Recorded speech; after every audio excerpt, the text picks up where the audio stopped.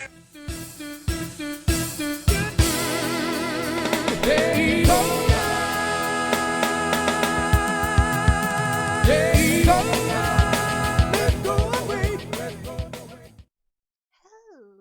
everyone, Jazzo McSpazzo here with part 2 of our NASCAR fanfic.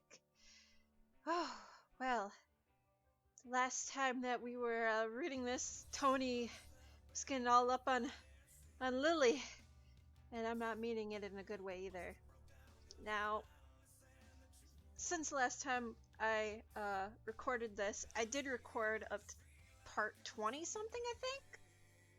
But when I went back to edit the clips and all that, I realized that the audio quality was horrendous. So I have decided to re-record it for y'all. As of now, since we're reading it, I have 2 more characters I need to introduce to you. And they're not really characters, I have to say. They're 2 more drivers that do appear in this fanfic before we get too far. The first one would be Kevin Harvick. This is Kevin Harvick, guys.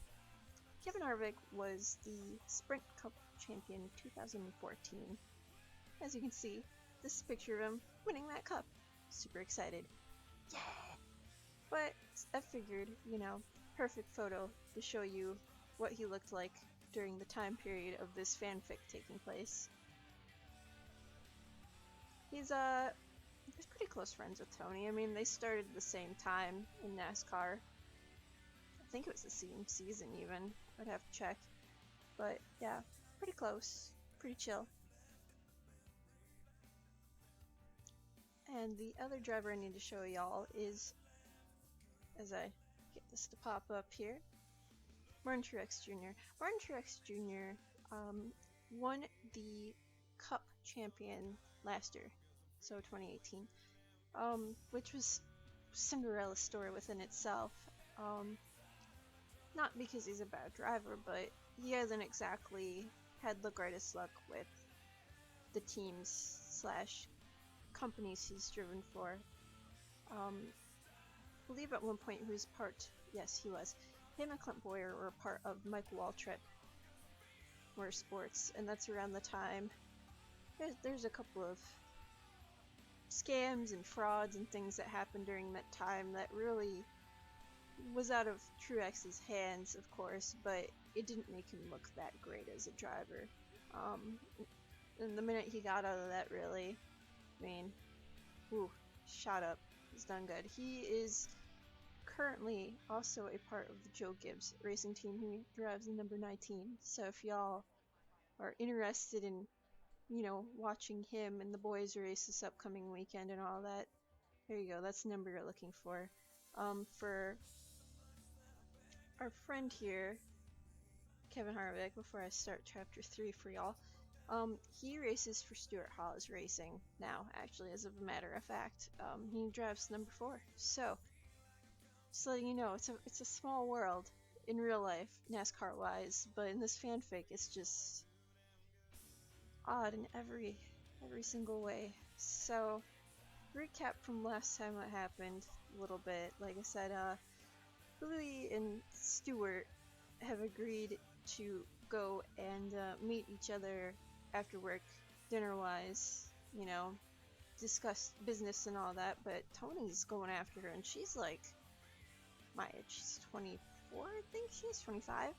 She's like my age, and Stuart at the time of this was like, I want to say 35, 36. So there's a slight age gap. I have to do the quotations around that word slight. But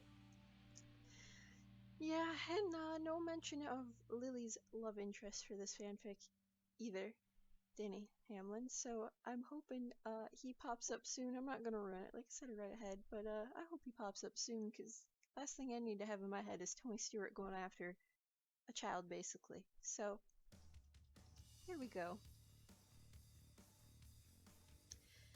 Lily left work about an hour early to go to the store and get ready for her dinner date with Tony. While at the grocery store, she wondered what he would like best, her roasted chicken or steaks. Ooh. You mean I gotta choose between those? Why not have both? Oof. She wished she had enough time to fix her famous pot roast, but since was pressed for time, she decided that would have to wait for another time. If there was another time. What do you mean if there was another time? You're making it sound like Tony's about to, like, brutally murder this woman and stuff her in the oven and cook her. Oh. Oof. Thus she got to fix some dinner. According on the steaks, she went in search of... Oh, oof. Deciding on the steaks. So she decided on steaks, okay? She went in search of some potatoes and fixings for a salad. While getting the lettuce, she saw some apples. I thought an apple crisp sounded good for dessert. Good choice, woman. Her daddy always said she made the best apple crisp. Smiling to herself, she started to tear up. She missed her parents. Oh, yeah, her parents are dead, by the way. Like, everyone she's ever loved or cherished. I don't know if I said this the last time I recorded this, but just saying, like, everyone she's, like, loved dearly just within, like, the last, like, couple years. So, just letting you know, it's very emotional. She's like the Bella Swan of NASCAR, okay? Don't get too excited. There's no gay vampires in this story. Okay. They had both passed away within the last couple of years, and she regretted not coming home before they had passed.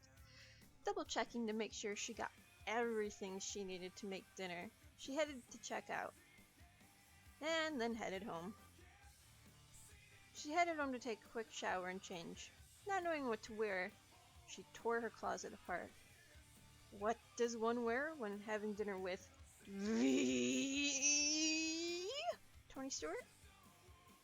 Oh, I don't want to share that on Facebook. The word "the." Deciding to go with jeans. Oh, that's fancy.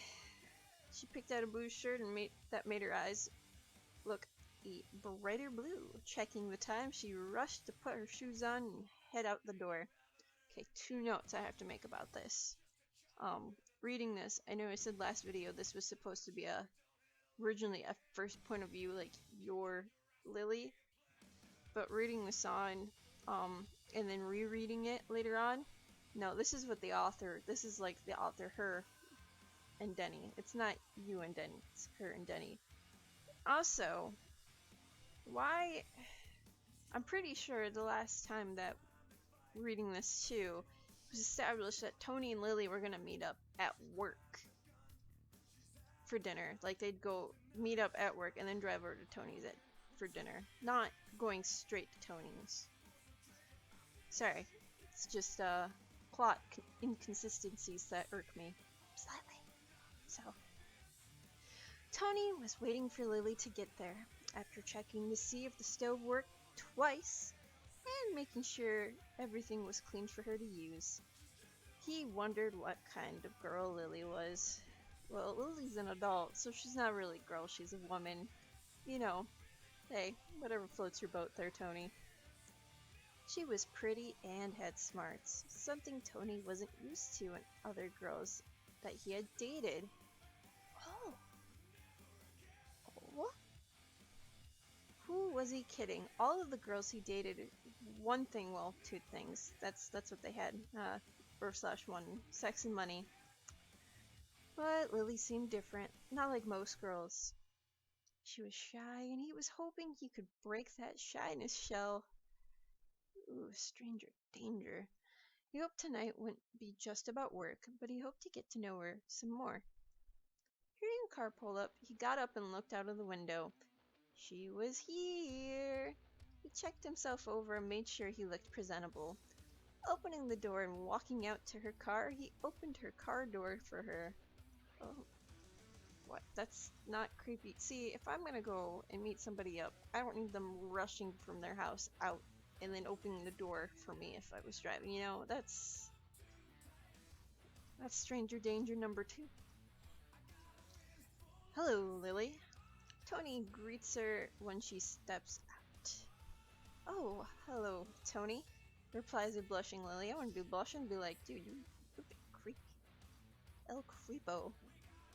Walking around to the trunk of her car, she opens it, starts to pull up bags. Tony comes up behind her. Okay. Seeing she had at least 15 bags, he says with a giggle, Lord Almighty, did you buy out the store? It looks like you have enough food here for an army. Laughing, Lily says, I bought everything I thought I would need, not knowing if you had anything here. Since you said your kitchen hardly ever been used, what I don't need I'll just take home and use. Yep, see, practicality. Grabbing some bags, Tony leads her into the house. Kitchen is through here. I'll head back out and get the rest of the bags. Lily heads towards the kitchen. She instantly, yeah, this thing that reminds me of Bella too, she just instantly falls in love with like anything. She's like a moth to light, you know what I'm saying? Just very, oh, I like this, oh, I like this, oh, I like this. She always wanted a big kitchen. This was by far bigger than any one that she'd ever cooked in. She started to unload some of the goodies, putting some of the meat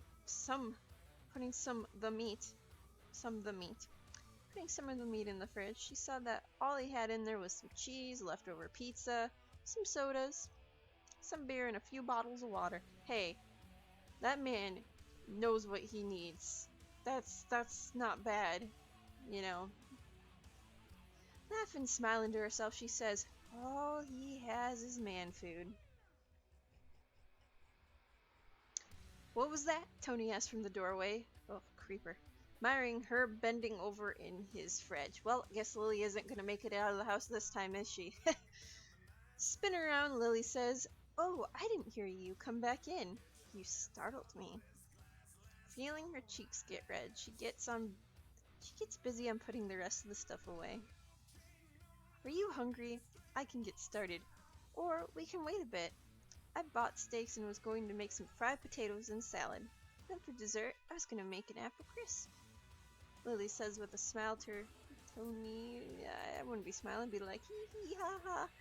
Please don't kill me. This is not Tony Stewart. It's just so creepy. It all sounds delicious, all but the salad. Why would I want to eat something that's healthy for me? He says with a wink. Laughing, she turns on the oven to get her steaks in. While the oven is heating up, she washes her potatoes and goes in search of a cutting board and a knife to stab Tony with, probably. Do you know where I could find a cutting board and a knife? She asks, looking at Tony.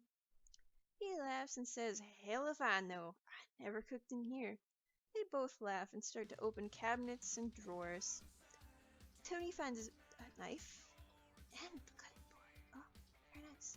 Lily pulls out her iron skillet that she brought, and sets it on the stove.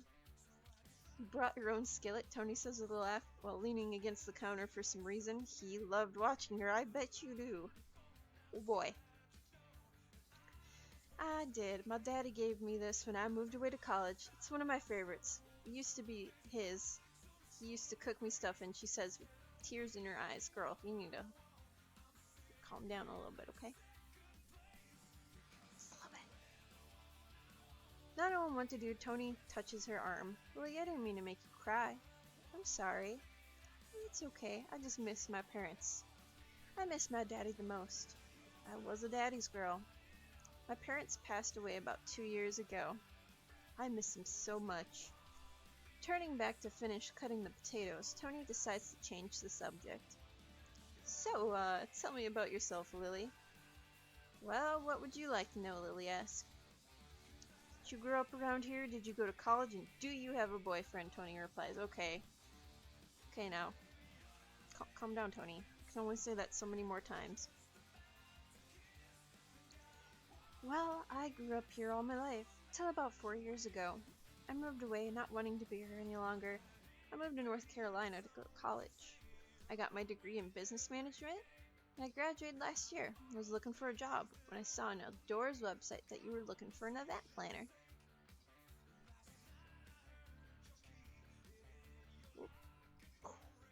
Close this back. Come on now, computer.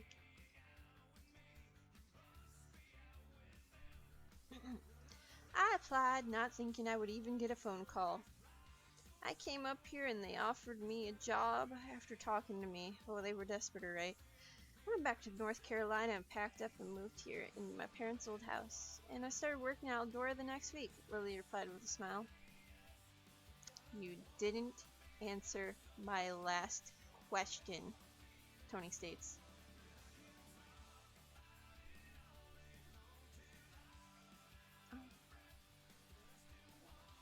I don't have a boyfriend. I don't think I can handle one, Lily says. Pulling out the world's smallest violin here, y'all. With a confused look, Tony looks at her. What do you mean by that, Lily? Someone hurt you? Suddenly feeling like a big brother, he would hunt down the little bastard. Whoa, hey, calm down, Tony. And hurt him for hurting Lily. He didn't hurt me. Not in the beating up way. He isn't around anymore, Lily says sadly, with tears on the edge again. Tony sees the tears and says, I'll leave it alone to do some cooking. I'm sure you can do it faster without me standing here asking you questions. Turning to leave, he hears Lily say, You don't have to leave. I just don't want to talk about him. It's hard for me to talk about. I didn't mean to be rude. I just can't. Not right now. Tony pulls up a kitchen chair, sits down, and watches Lily cook him dinner. How nice.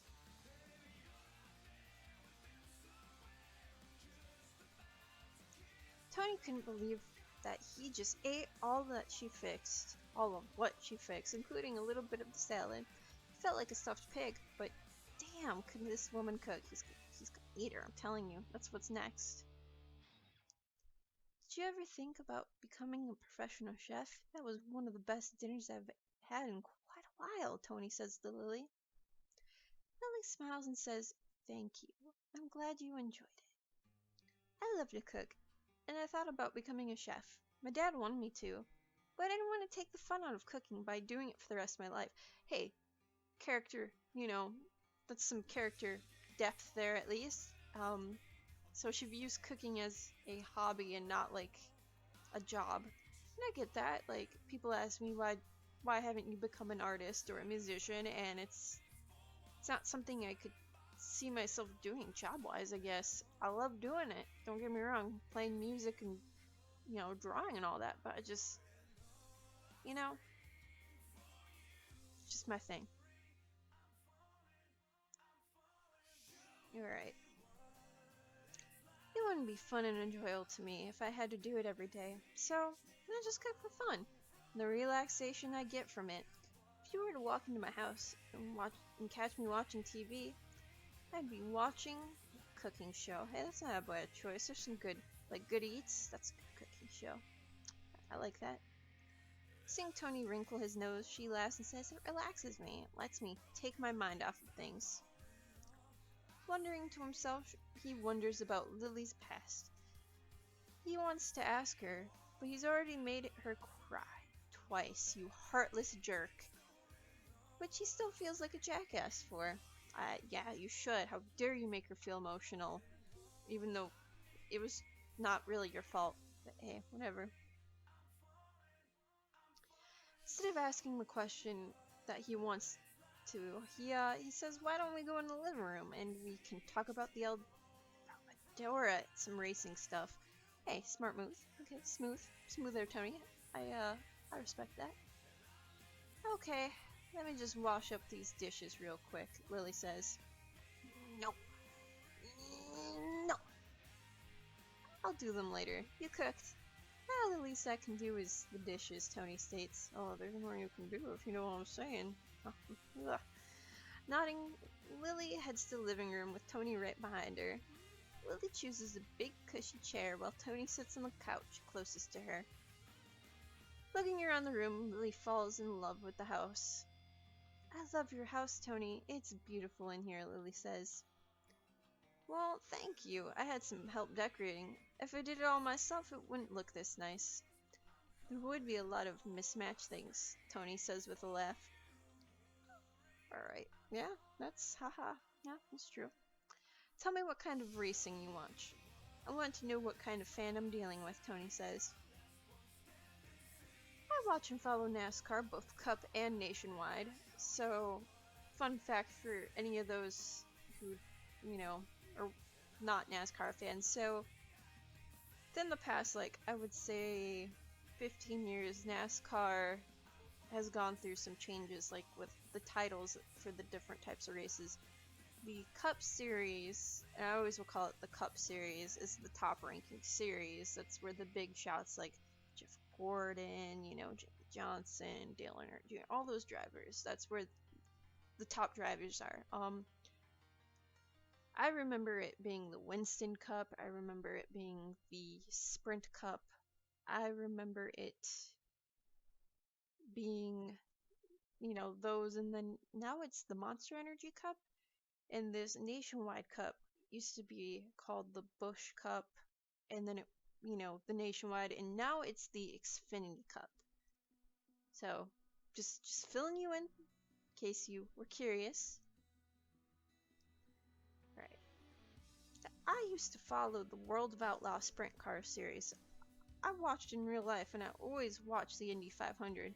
It's tradition. My grandpa always watched it. We would have a cookout, and then we'd watch the 500 and start the 600 together. Lily recalls with a smile. So, you're not just a fan, you're someone that knows what other fans would want when coming to Eldora, Tony asked. I think so. That's why I wanted to do this job. ... I think so. I know there were times when I was sitting in the grandstands thinking, why didn't they do it this way? Why did they do that? I hope I can make fans happy in how I plan things out. And I hope to give them the best experience when they come here. Then go home and tell all of their friends. And they come back each time with a bigger and better experience, Lily states.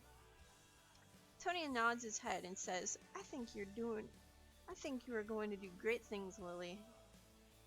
I hope so. I love to plan things. And I love racing. When I saw this job opening, I had to go for it. Even if I didn't get it, I just had to try, Lily says. Looking at Lily, Tony knows that she is right for the job. Not that he had any doubts before, but just talking to her, he knows when he leaves tomorrow afternoon, the events will be well planned and in the hands of a beautiful girl. Oof. Tony hated to leave, so I believe this is the next morning. Tony hated to leave. He loved coming to Ohio. Okay, let's be honest. Ohio is, there's not much in Ohio, sorry, for those who live there. Like, the only good things that are there, Eldora, of course, and, I would say, for those Buckeye fans, that's about it. Ohio State football, that's it. Nothing else, That's just me. He loved coming to Ohio, but he needed to get back to work in North Carolina to get ready for this weekend's race. He wanted to stop by Eldora one more time, just to see if anyone needed to talk to him again before he took off. Truth was, he wanted to see Lily, just one more time. Last night was great. He hadn't met a girl like Lily in a long time, if at all. Pulling up to Eldora, he sees that Lily is still in her car. Pulling in beside her, she looks up and sees that Tony is beside her. Oh, well, hello. She looks like she has been crying. Tony rushes over to her car and opens the door. Okay, I didn't ask you to open the door, Tony. I don't need you just... Like, what if the car door was, like, locked? You know how awkward that would be? Like, just imagine. It's like, trying to open it. She just looks up crying, and she's like, oh, hi, Tony. Just saying. Lean down, he whispers. What's wrong, Lily girl? Lily looks up with sad eyes. It's nothing. I just don't want to talk about it, which is reasonable. Tony reaches in and takes off her seatbelt. Okay, stranger danger number 553 here. Now, no, I don't. Unless you are like my husband, I don't need you trying to do that for me. I'm a big girl. I can take off my own seatbelt when I want to. Grabbing her hand, he helps her get out. Oh, jeez. Come walk with me. Oh, no. No, thank you. Holding her hand, he leads her inside to sit down and look over the track. Tony picks a seat and pulls Lily down next to him. Oof. They sit there for a while before Tony finally speaks up. Lily, please talk to me. I hate seeing you upset. Feeling tears coming again, Lily looks at Tony and says, I haven't sat in the grandstands in years. I miss the view. Tony looks at her with pleading eyes and says, Lily, what has you upset? Please don't avoid the question. Oh boy. Sighing, Lily says, what I'm about to tell you is hard for me. It has to do with my past in Eldora. It changed my life. It might take a while to explain. I know you have a plane to catch. Trying to dodge that bullet there, Lily, aren't you? I have all the time in the world, Lily. If it'll make you feel better to talk about it, then I'll make a few phone calls and change when I leave. I don't want to leave you upset. I don't want to leave you upset, Tony says with sad eyes. Okay. I'll tell you what happened, Lily says.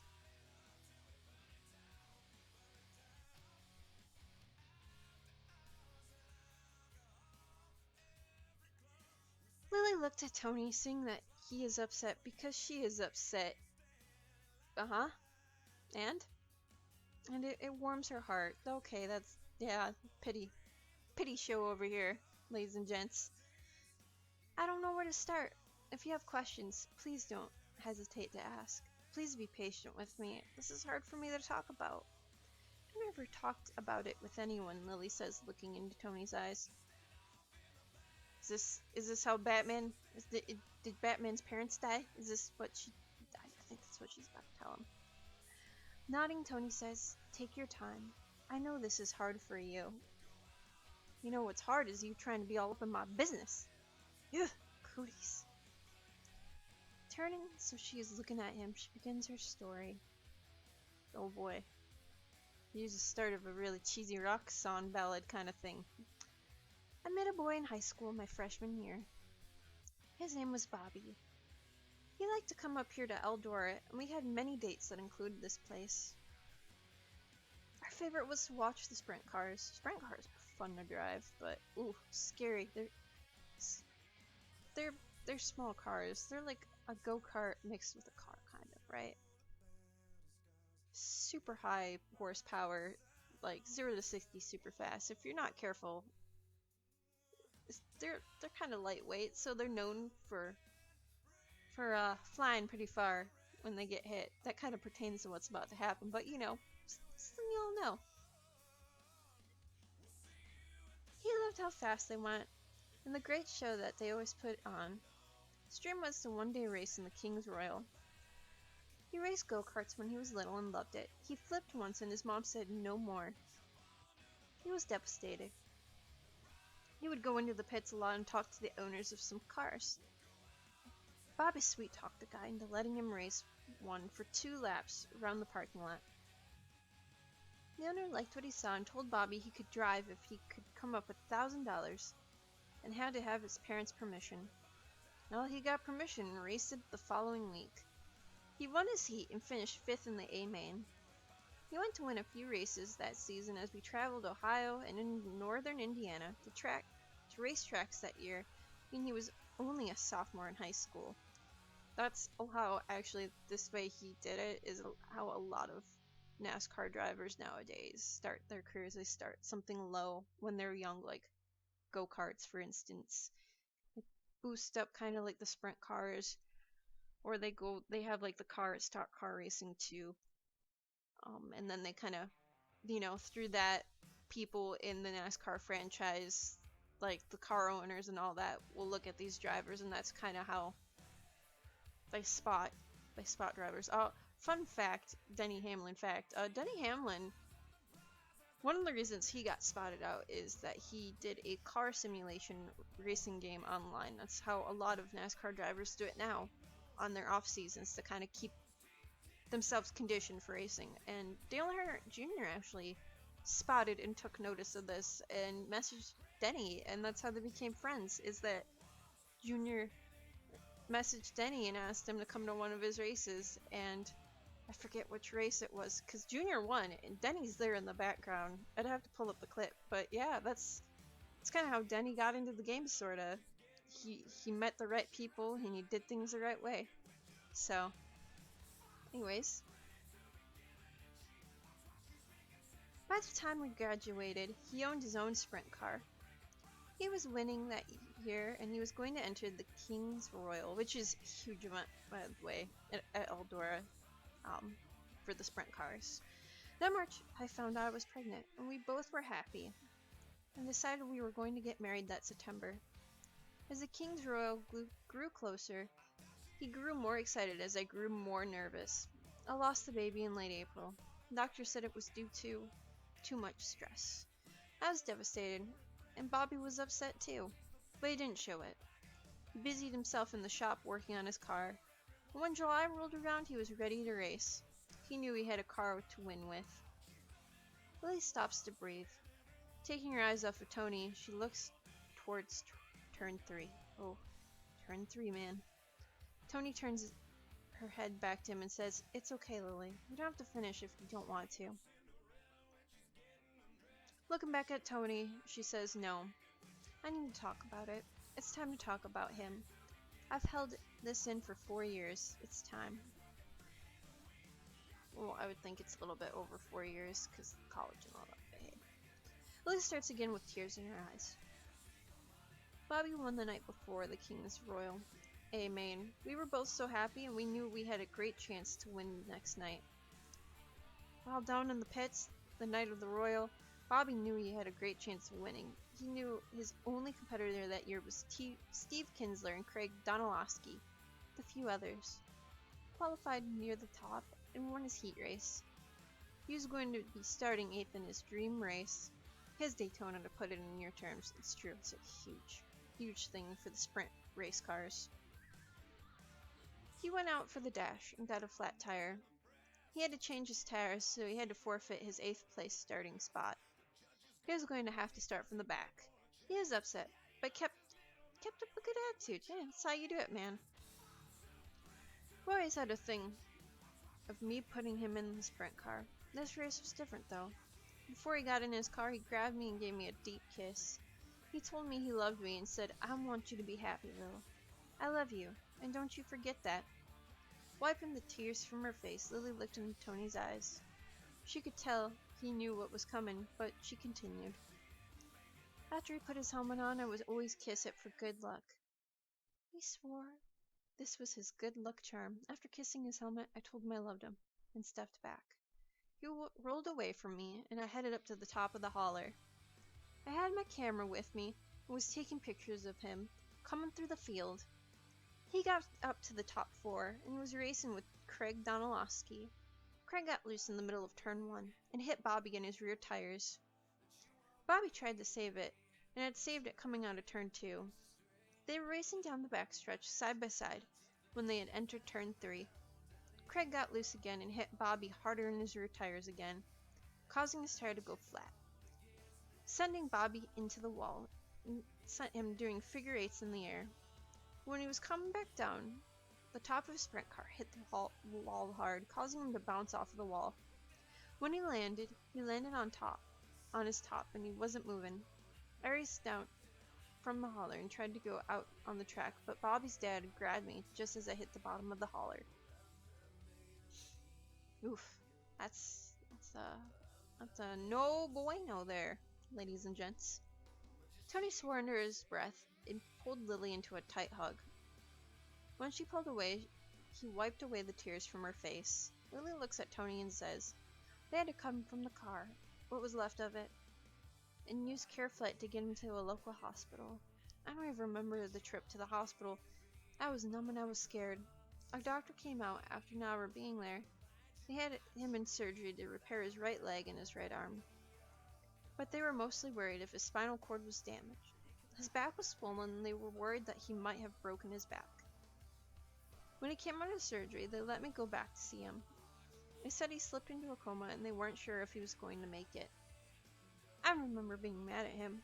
I wanted to yell at him for racing so hard. I sat beside him and held his hand, telling him over and over that I loved him. His parents came in after a while and just sat there with me. His mom was mad at me and kept saying it was my fault that her baby was just laying there. Not knowing what to do, I just sat there and prayed that the Lord would help Bobby and he would wake up soon. Yeah, that's... I don't like this mom, by the way, and her actions. When I read this, like, the first time, it didn't click exactly what she did. Second time, though, it clicked. And I just wanted to knock him out. Yeah, I want to knock her out.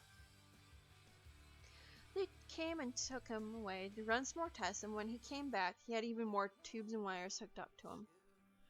This wasn't the way I wanted to see the love. This wasn't the way I wanted to remember the love of my life. The doctor pulled us to the side and said they checked him over again and that he had gotten worse.